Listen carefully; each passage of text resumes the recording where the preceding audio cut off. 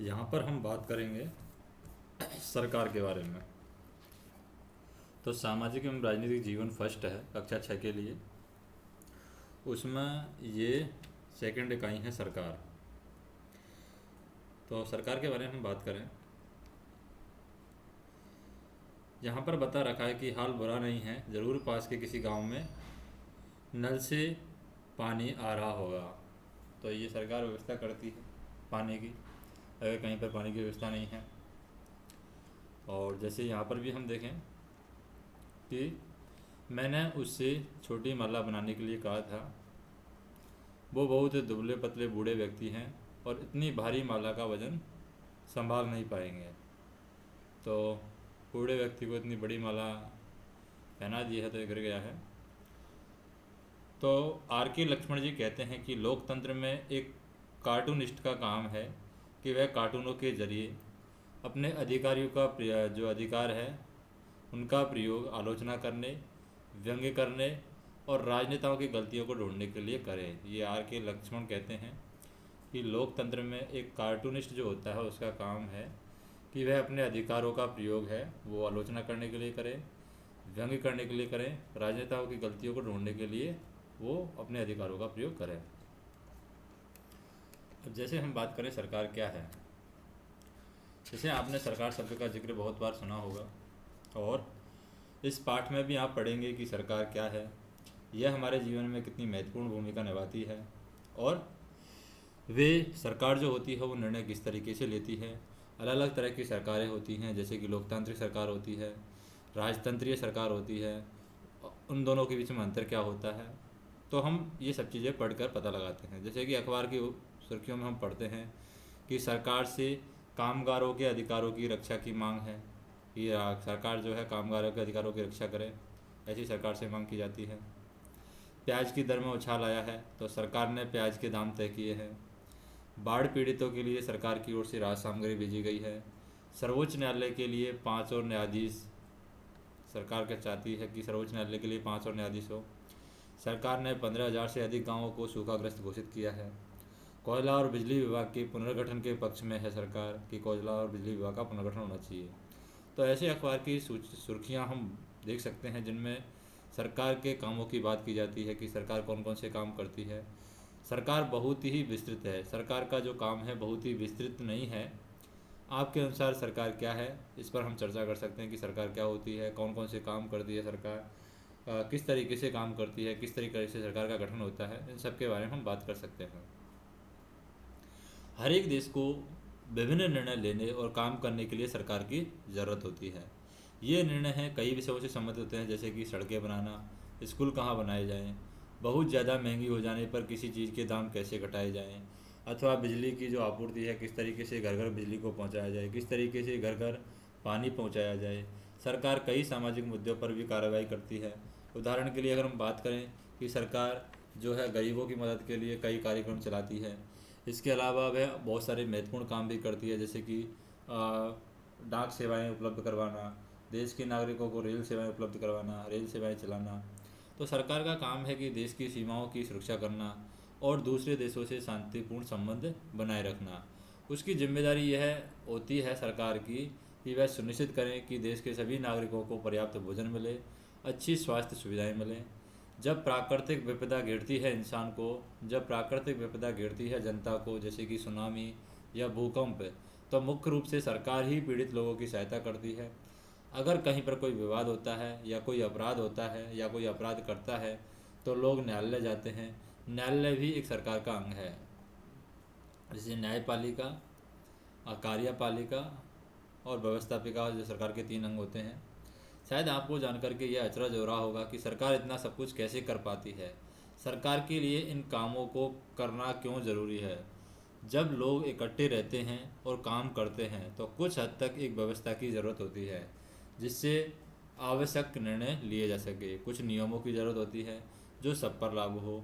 उदाहरण के लिए संसाधनों के नियंत्रण और देश की सीमा की सुरक्षा की ज़रूरत होती है ताकि लोग सुरक्षित महसूस कर सकें। लोगों के लिए सरकार कई तरीके से काम करती है। वह नियम बनाती है, निर्णय लेती है, अपनी सीमा में रहने वाले लोगों पर उन्हें लागू करती है। तो जैसे हम बात करें, कुछ उदाहरण हैं जो कि सरकार के अंग हैं, जैसे कि सर्वोच्च न्यायालय है, सरकार का अंग है। भारत पेट्रोलियम है, सरकार का अंग है। भारतीय रेल है, वो सरकार का अंग है। तो ये सरकार के अंग हैं। तो हम यहाँ पर ये देख सकते हैं कि आप सरकार के ऐसे कुछ और कामों के उदाहरण दे सकते हैं जिनकी चर्चा हम करते हैं कि भूकंप के मामले में अगर कोई दाम बढ़ जाता है किसी चीज़ का तो उसको किस तरीके से घटाती है, किस तरीके से सरकार का गठन होता है, बॉर्डर की सुरक्षा के लिए क्या करती है सरकार, स्वास्थ्य के लिए क्या करती है, एजुकेशन के लिए क्या करती है सरकार, और गरीबों के लिए कौन कौन सी योजनाएं चलाती है सरकार, वो सब के बारे में आप चर्चा कर सकते हैं। सरकार के स्तर की बात करें, जब आपको पता चलता है कि सरकार कितनी सारी अलग अलग चीज़ों के लिए जिम्मेदार है, तो क्या आप सोच सकते हैं कि सरकार ये सारे काम कैसे करती है। दरअसल सरकार अलग अलग स्तरों पर काम करती है, जैसे कि स्थानीय स्तर पर, राज्य स्तर पर। स्थानीय स्तर पर जैसे ग्राम पंचायत होती है, राज्य स्तर पर जैसे कि हमारा जो स्टेट होता है, राज्य होता है, जैसे कि राजस्थान, गुजरात, हरियाणा, पंजाब, इस तरीके से राज्य स्तर पर सरकार काम करती है। राष्ट्रीय स्तर पर जैसे भारत में सरकार काम करती है, सेंट्रल गवर्नमेंट। स्थानीय स्तर का मतलब है आपके गांव, शहर और मोहल्ले से है। राज्य स्तर का मतलब है जो पूरे राज्य का ध्यान में रखे, जैसे कि हरियाणा हुआ, असम की सरकार हुई, राजस्थान की सरकार हुई, जो पूरे राज्य का काम कर सकती है। और इसको हम यहाँ पर भी देख सकते हैं। अगर राज्य की बात करें तो राज्य की सरकार में यहाँ पर हम देखें इंडिया के मैप में, जैसे यहाँ पर हम देखें तो ये अभी क्या है, अलग हो गया है। जम्मू और कश्मीर को अलग अलग कर दिया गया है, पहले का मानचित्र है। बाकी हम देखें यहाँ पर जैसे कि केरल, तमिलनाडु, कर्नाटक, आंध्र प्रदेश, तेलंगाना की सरकार, उड़ीसा की सरकार, छत्तीसगढ़, मध्य प्रदेश सरकार, महाराष्ट्र की सरकार, गुजरात है, राजस्थान की सरकार, दिल्ली, हरियाणा, पंजाब, हिमाचल प्रदेश, उत्तराखंड, नेपाल, इधर उत्तर प्रदेश है, बिहार है, झारखंड है, पश्चिम बंगाल है, मेघालय, असम, अरुणाचल प्रदेश, नागालैंड, मणिपुर, मिजोरम, ये सभी अलग अलग राज्य की अलग अलग सरकार हैं। राष्ट्रीय स्तर की सरकार का संबंध पूरे देश से होता है। इस किताब में हम आगे चल कर के पढ़ेंगे कि स्थानीय सरकार कैसे काम करती है, और आगे की जो कक्षा है, जैसे कि कक्षा 7 में, 8 में या 9 में हम पढ़ेंगे कि राज्य सरकार किस तरीके से काम करती है। और राष्ट्रीय स्तर पर सरकार के कामों के बारे में हम जानेंगे कि राष्ट्रीय स्तर पर सरकार अपना काम जो है वो किस तरीके से करती है। अगर हम बात करें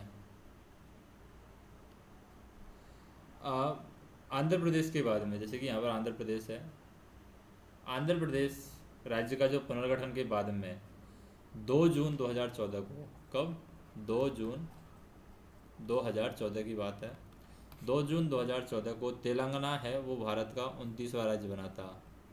कौन सा राज्य? 29वां राज्य भारत का तेलंगाना बना था। पहले 28 थे, अब 29 हो गए। अब क्या करें कि सरकार एवं कानून के बारे में हम बात करते हैं। सरकार क्या है, कानून क्या है। सरकार कानून बनाती है और देश में रहने वाले सभी लोगों को वे कानून मानने होते हैं। केवल यही वह तरीका है जिससे सरकार काम कर सकती है। सरकार के पास जैसे कानून बनाने की ताकत होती है, वैसे ही यह ताकत भी होती है कि लोगों को कानून मानने के लिए वो बाध्य करे। उदाहरण के लिए अगर हम बात करें, एक कानून है कि गाड़ी चलाने वाले के पास में लाइसेंस होना चाहिए। अगर कोई लाइसेंस के बिना गाड़ी चलाते हुए पकड़ा जाए तो उसे जेल की सज़ा काटनी पड़ती है या फिर जुर्माना भरना पड़ता है। ऐसे ही किसी दूसरे कानून को लेकर के हम विचार कर सकते हैं कि लोगों के लिए उसे मानना क्यों ज़रूरी है। जैसे सरकार को पता चलता है कि कोई जुर्म कर रहा है, कोई अत्याचार कर रहा है, कोई हिंसा कर रहा है, तो सरकार उसको जेल में डालती है, उसके खिलाफ एक्शन लेती है। तो सरकार जो कार्यवाही कर सकती है, उसके अलावा अगर लोगों को लगे कि किसी कानून का ढंग से पालन नहीं हो रहा है तो वे भी कुछ कदम उठा सकते हैं। उदाहरण के लिए अगर किसी व्यक्ति को यह लगे कि उसको उसके धर्म या उसकी जाति के कारण किसी नौकरी में नहीं लिया गया है, तो वह न्यायालय जा सकता है। वह दावा कर सकता है कि कानून का पालन नहीं हो रहा है, तब न्यायालय आदेश देगा कि क्या कदम उठाने की आपको ज़रूरत है। सरकार के प्रकार की अगर हम बात करें तो सरकार को निर्णय लेने और कानून का पालन करवाने और उन्हें बाध्य करवाने की शक्ति कौन देता है। सरकार के जो प्रकार हैं उसमें हम देखते हैं कि सरकार को निर्णय लेने का अधिकार कौन देता है, सरकार को ये अधिकार कौन देता है कि वो कानूनों का पालन करवाए, यानी उन्हें बाध्य बनाने की शक्ति कौन देता है। तो इस प्रश्न का उत्तर इस बात पर निर्भर करता है कि उस देश में किस तरीके की सरकार है। लोकतंत्र में तो लोग ही सरकार को यह शक्ति देते हैं। लोग ऐसा चुनाव के माध्यम से करते हैं। वे अपनी पसंद के नेता को वोट दे करके चुनते हैं। एक बार चुन लिए जाने के बाद में यही लोग सरकार बनाते हैं। लोकतंत्र में सरकार को अपने निर्णय एवं उठाए गए कदमों का आधार बताना होता है। जो लोकतंत्र की सरकार है उसमें, जैसे कि भारत में लोकतंत्र की सरकार है, तो वह सरकार क्या करेगी, अपने निर्णय और अपने ज़रा उठाए गए जो कदम हैं उनका आधार बताना ज़रूरी होते हैं। उनकी सफाई देना ज़रूरी होता है, उनकी सफाई देनी होती है कि उन्होंने ऐसा काम क्यों किया है। एक दूसरी तरह की सरकार होती है जिसे राजतंत्रीय सरकार कहते हैं। इसमें राजा या रानी के पास में निर्णय लेने और सरकार चलाने की शक्ति होती है। राजा के पास सलाहकारों का एक छोटा सा समूह होता है जिससे वह विभिन्न मुद्दों पर चर्चा कर सकता है, और अंतिम जो निर्णय लेने की शक्ति है उसी के पास में होती है, राजा के पास में। लोकतंत्र के समान राजतंत्र में राजा या रानी को अपने निर्णय के आधार नहीं बताने पड़ते हैं, नहीं अपने निर्णय की सफाई उन्हें देनी पड़ती है। वो जो भी निर्णय लेते हैं वो ले लेते हैं। तो लोकतंत्र में क्या होता है, लोकतंत्र में लोगों की भागीदारी है उन निर्णयों को लेने में महत्वपूर्ण है जो उनको प्रभावित करते हैं। क्या आप इससे सहमत हैं? इसके जवाब के दो कारण दे सकते हैं कि लोकतंत्र में लोगों की भागीदारी को क्यों महत्वपूर्ण है। लोग हैं, वही चुनाव के द्वारा अपना प्रतिनिधि चुनते हैं और वही लोग आगे जाकर पॉलिसी बनाते हैं। तो लोकतंत्र में लोगों की भागीदारी है उन निर्णयों को लेने में महत्वपूर्ण होती है जो उन्हीं लोगों को प्रभावित करते हैं, क्योंकि पॉलिसी उन्हीं लोगों के लिए बनाई जाएगी। आपको यहाँ जिस प्रकार की शासन व्यवस्था है उसके स्थान पर आप कैसी शासन व्यवस्था चाहेंगे और क्यों चाहेंगे, उसके बारे में आप बता सकते हैं कि आप लोकतांत्रिक सरकार चाहते हैं या राजतंत्रीय सरकार चाहते हैं। कुछ कथनों में यहाँ पर कुछ कथन बताए गए हैं जो कि गलतियाँ हैं, उनको सुधार कर सकते हैं कि राजतंत्र में देश के नागरिकों को अपनी पसंद का नेता चुनने की छूट होती है। ये गलत बात है, राजतंत्र में अपनी पसंद का नेता चुनने की छूट नहीं होती है। लोकतंत्र में एक राजा के पास देश पर शासन करने की संपूर्ण ताकत होती है, तो लोकतंत्र में राज्य का सिस्टम नहीं होता है। राजतंत्र में राजा या रानी के द्वारा किए गए निर्णय पर लोग प्रश्न उठा सकते हैं, राजतंत्र में प्रश्न लोग नहीं उठा सकते हैं, ये भी गलत है। तो हम बात करें लोकतांत्रिक सरकार होती क्या है। अगर लोकतांत्रिक सरकार की बात करें तो भारत एक लोकतंत्र है और इस लोकतांत्रिक व्यवस्था को पाने के लिए हमने लंबी लड़ाई लड़ी है। संसार में भी कई देश हैं जहाँ पर लोगों ने लोकतंत्र लाने के लिए संघर्ष किए हैं, और यहाँ पर बताया भी जा चुका है कि लोकतंत्र की मुख्य बात यह है कि लोगों के पास अपने नेता को चुनने की शक्ति लोकतंत्र में होती है। इसलिए एक अर्थ में लोकतंत्र जो है वो लोगों का ही शासन होता है। लोकतंत्र में मूलभूत विचार यह है कि लोग नियमों को बनाने में भागीदारी बन करके खुद ही शासन करते हैं। आज के समय में लोकतांत्रिक सरकार को हम प्रतिनिधि लोकतंत्र कहते हैं, क्योंकि लोग प्रतिनिधि चुनते हैं और वो सरकार बना करके नियम बनाते हैं, पॉलिसी बनाते हैं। तो हम लोकतांत्रिक सरकार है उसको प्रतिनिधि लोकतंत्र कहते हैं। प्रतिनिधि लोकतंत्र में लोग हैं सीधे भाग नहीं लेते हैं, बल्कि चुनाव की प्रक्रिया के द्वारा अपने वो प्रतिनिधि को चुनते हैं और ये प्रतिनिधि मिलकर के सारी जनता के लिए निर्णय लेते हैं। आजकल कोई भी सरकार अपने आप को तब तक लोकतांत्रिक नहीं कह सकती जब तक कि वह देश के सभी वयस्क नागरिकों को वोट देने का अधिकार न दे दे। लेकिन हमेशा ऐसा नहीं था। क्या आप विश्वास कर सकते हैं कि एक समय ऐसा था जब लोकतांत्रिक सरकारें औरतों और गरीबों को चुनाव में भाग नहीं लेने देती थी। अपने शुरुआती दौर में सरकार केवल उन्हीं पुरुषों को वोट देने देती थी जो पढ़े लिखे थे और जिनके पास अपनी संपत्ति होती थी। इसका मतलब था कि औरतों, गरीबों और अशिक्षितों को वोट देने का अधिकार नहीं था। ऐसी स्थिति में देश उन्हीं नियमों के सहारे चलते थे जो ये गिने चुने पुरुष बनाते थे। भारत में आज़ादी से पहले बहुत ही कम लोगों को वोट देने का अधिकार था, इसलिए जनता ने संगठित होकर के इस अधिकार की मांग की। गांधी जी समेत कई नेताओं ने इस अन्यायपूर्ण व्यवहार का विरोध किया। उन्होंने जोर शोर से मांग उठाई कि 1931 में यंग इंडिया पत्रिका में लिखते हुए गांधी जी ने कहा है कि मैं यह विचार सहन नहीं कर सकता कि जिस आदमी के पास संपत्ति है वह वोट दे सकता है, लेकिन वह आदमी जिसके पास चरित्र है पर संपत्ति या शिक्षा नहीं, वह वोट नहीं दे सकता। या जो दिन भर अपना पसीना बहा करके ईमानदारी से काम करता है वह वोट नहीं दे सकता, क्योंकि उसने गरीब आदमी होने का गुनाह किया है। तो हम बात करें वोट्स फॉर वुमेन के बारे में कि महिलाओं को वोट देने का अधिकार किस तरीके से दिया गया है।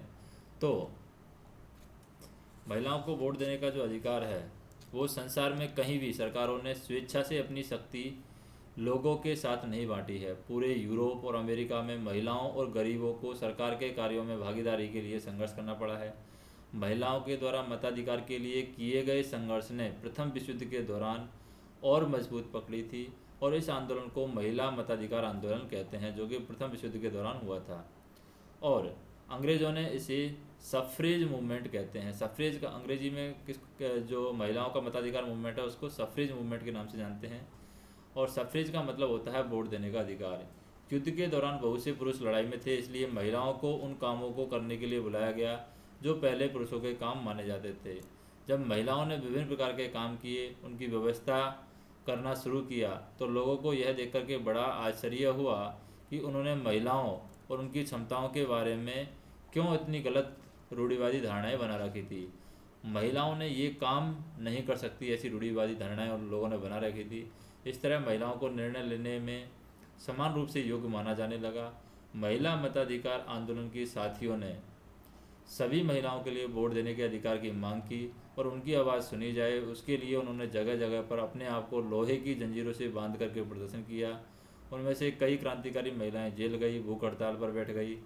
अमेरिका में औरतों को वोट देने का अधिकार है 1920 में मिला है, जबकि इंग्लैंड में औरतों को यह अधिकार कुछ साल बाद यानी 1928 में मिला है।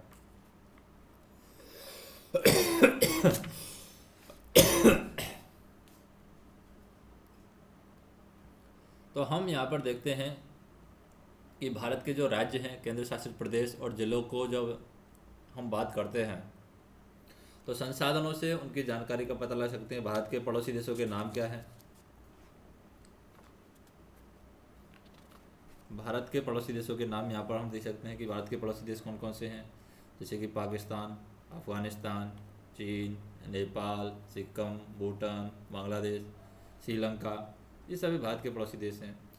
अपने राज्य और केंद्र शासित प्रदेश और उसके पड़ोसियों के नाम लिख सकते हैं कि अपना राज्य से मान लो मेरा राजस्थान राज्य है तो राजस्थान, गुजरात, मध्य प्रदेश, इसके पड़ोसी हो गया इधर उत्तर प्रदेश हो गया, दिल्ली हो गया, हरियाणा हो गया, पंजाब हो गया। अपने ज़िले और अब उनके पड़ोसी ज़िलों के नाम बता सकते हैं। अपने ज़िले से राष्ट्रीय राजधानी के लिए जाने वाला मार्ग हम देख सकते हैं कि राष्ट्रीय राजधानी जो है मान लो दिल्ली है, तो दिल्ली के लिए अपने ज़िले से कौन सा रास्ता जा रहा है। तो भारत सरकार का रूस के साथ मैत्री संबंध बनाने का निर्णय क्या होता है? अगर भारत, जैसे हम बात करें कि भारत सरकार अगर रूस के साथ मैत्री संबंध बनाने का निर्णय कौन सी सरकार करेगी? स्थानीय सरकार करेगी, राज्य सरकार करेगी, राष्ट्रीय सरकार करेगी? तो ये राष्ट्र का काम है, देश का काम है, इंटरनेशनल काम है, तो ये राष्ट्रीय सरकार करेगी। पश्चिमी बंगाल सरकार का सारे सरकारी स्कूलों में कक्षाओं में कक्षा 8 में बोर्ड की परीक्षा लेने का निर्णय है। अब पश्चिमी बंगाल सरकार अगर ले रही है तो बस पश्चिमी बंगाल सरकार सिर्फ राज्य का निर्णय लेगी, तो ये राज्य सरकार का काम है कि पश्चिमी बंगाल सरकार का काम है सारे सरकारी स्कूलों में कक्षा 8 में बोर्ड की परीक्षा लेने का निर्णय पश्चिम बंगाल लेगी। जैसे डिब्रूगढ़ और कन्याकुमारी के बीच में नई रेल सेवाएं शुरू करने का निर्णय कौन लेगा? अब डिब्रूगढ़ से कन्याकुमारी, ये तो पूरा ऊपर से नीचे तक अगर हमने रेल सेवा शुरू करनी है तो कौन निर्णय लेगा इसका? राष्ट्रीय सरकार लेगी, यानी केंद्र सरकार लेगी। गांव में एक सार्वजनिक कुएं के स्थान को चुनने का निर्णय कौन लेगा कि कहाँ पर सार्वजनिक कुआं होना चाहिए? तो ये स्थानीय सरकार लेगी। पटना में बच्चों के लिए बड़ा पार्क बनाना है, तो पटना में अगर एक स्पेशल जगह है पटना बिहार में, तो वहाँ पर बिहार सरकार इसका निर्णय लेगी कि पटना में बच्चों के लिए कहाँ बड़ा सा पार्क बनाना है। हरियाणा सरकार का सारे किसानों को मुफ्त बिजली देने का निर्णय कौन लेगी? हरियाणा सरकार लेगी, यानी राज्य सरकार लेगी। 1000 रुपये का नया नोट शुरू करने का निर्णय कौन लेगा? राष्ट्रीय सरकार लेगी, क्योंकि राज्य सरकार का काम नहीं है पैसे शुरू करना, किस तरीके से पैसे शुरू करने हैं, वो राज्य सरकार का काम नहीं है।